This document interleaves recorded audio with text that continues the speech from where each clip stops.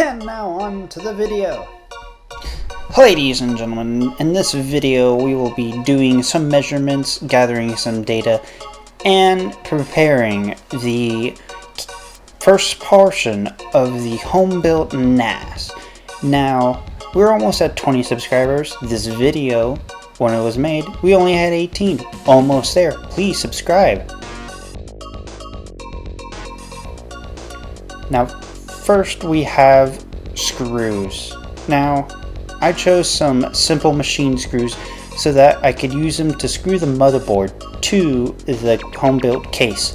Now, we're trying to go for a sub $100 build here, so this is very hard, which means we have to go to extremes. This was only $5. I repeat, $5. Crazy how cheap things can be. Next, I went to the Dollar Tree and got the $1.25 foam board. Not one, not two, but I actually got 4 of the foam boards. Now, these foam boards are cheap, relatively sturdy, and this is what will be making the majority of our case. Now, did I need to get 4 of them? No, but I felt it was necessary to build structure for the case, and or whether or not I plan on using these. Now, these are simple foam painter brushes. These painter brushes, as you may guess, came in a pack of 5 and were only $1. Now, I've thought about using these as support because they, as you can see, wooden dowel, but it does have this foam thing at the top. Thankfully, you can easily take these off, but you can't just pull or anything like that because we do want to save the foam, and since the plastic that it's held on is glued together, all you need to do is simply twist and it will come off. Now, these dowel rods will have a little plastic stud in them, but that should be fine. But we'll save this foam for later because it could be useful in case we want to create some sound deadening. Now, I later discovered that this is unnecessary because I actually have plenty of extra foam. As you'll see in the video after this, as I said, we'll only be doing some measuring today and getting some calculations. The next video will be actually cutting the foam board. Now, measuring these boards, I realized one thing, that I have a tendency to lose a dark colored ruler.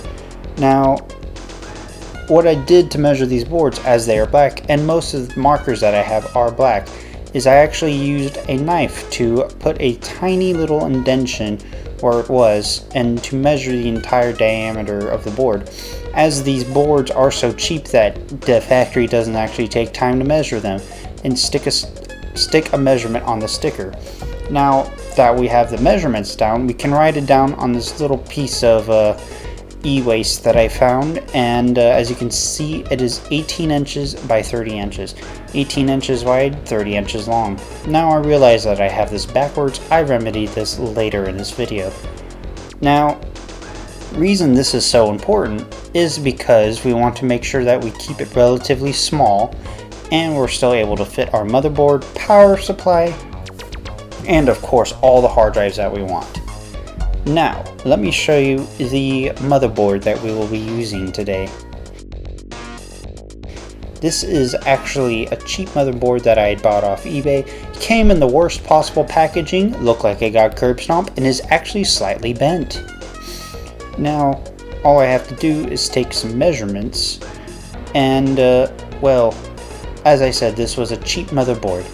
I only spent a total of $40 on this board. It came with the RAM and CPU. I happen to have a heatsink lying by, and it is a standard ATX size. Only issue with this board is it does not have a video out. You can get cheaper, more power efficient boards. As we are building a NAS, we want power efficiency. That is key. Now, I'd recommend getting something with at least Core i series because this board is only SATA 2, which limits our speeds, but as we were going so cheap, I thought I'd use it as it was lying around, doing absolutely nothing but making me unhappy. Now that we have the measurements for the board,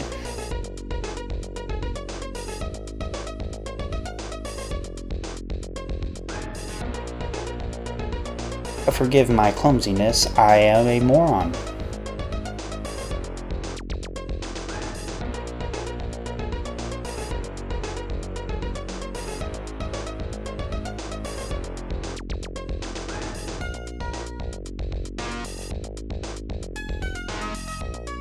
Now this here power supply. Now this unit is an old Thermaltake 850 watt power supply that I got off Facebook Marketplace for a record low price of $10. I'd recommend not doing this, as these old power supplies, you're unsure of what the condition may be. And while I was testing it to make sure it at least turned on with the almighty paperclip, there was a noise coming from the power supply. It sounded to me like it was a fan bearing noise, but these power supplies are relatively reliable, although I'm unsure of how old this unit is, as I did not see a date identification on the board itself. I'd recommend at least knowing the history of the power supply so that you don't get an old beat up unit that's gonna explode in 2 days. But this is super cheap, so that means we're going used. And I'd recommend semi-modular so that you can get the proper attachments for any future upgrades and make sure you have enough cables for your drive. Now, using our super advanced laser measuring device that I totally is not a label maker that I had purchased from the office store. It is 6/4 of an inch by 5/4 of an inch by 3 1/4 of an inch tall. Now that we have all these measurements, now right here I am just attempting to figure out what orientation I want this sitting in, because I want the power supply, I want it in a good configuration so that I can get the power rails into a good spot so I can power all the drives, any future expansion cards I need, such as a gigabit, 2 gigabit, or even 10 gigabit networking card, so that I can get the maximum usage out of this old power supply.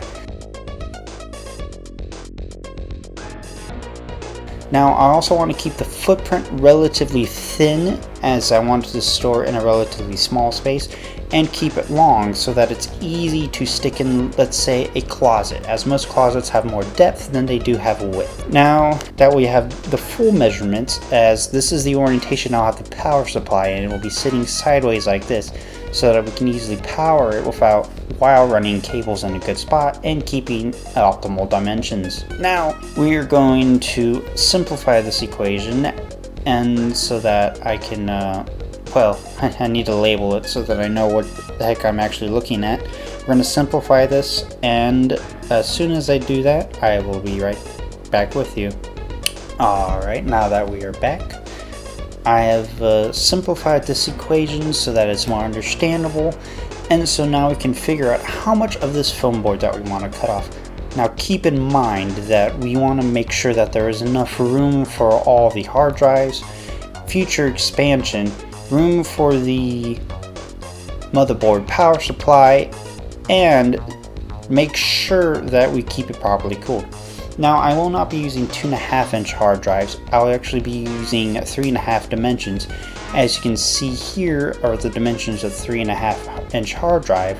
This will be counted in our equation so that we can fit an optimal amount lengthwise. Now they will be sitting perpendicular to the motherboard, as what I mean is that the hard drives will be facing with the width on the length side of the motherboard, while the length of the hard drive will be spanning the width of the case. This is for optimal thermal usage, so I can stick fans on either side and not have any cables interrupting any cooling that I will need, and of course so that we have optimal power rail usage and cable management. It is really easy, and because this is easier to build in such a way.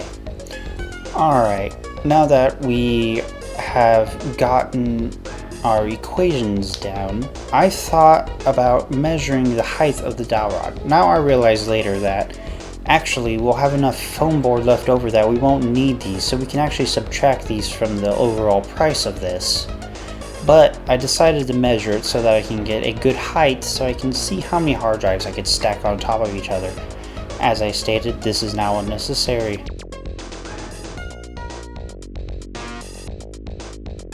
on the bottom is the width and length of the board that we'll be using.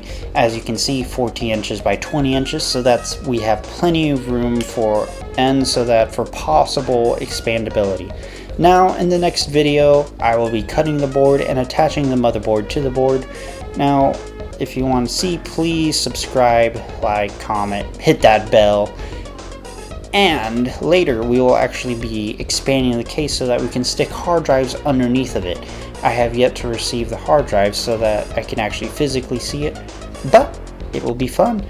And as I stated before, I'm going to try aiming for a sub $100 NAS. Now this is almost impossible because storage is expensive, but stay tuned and please like, subscribe, and comment for more.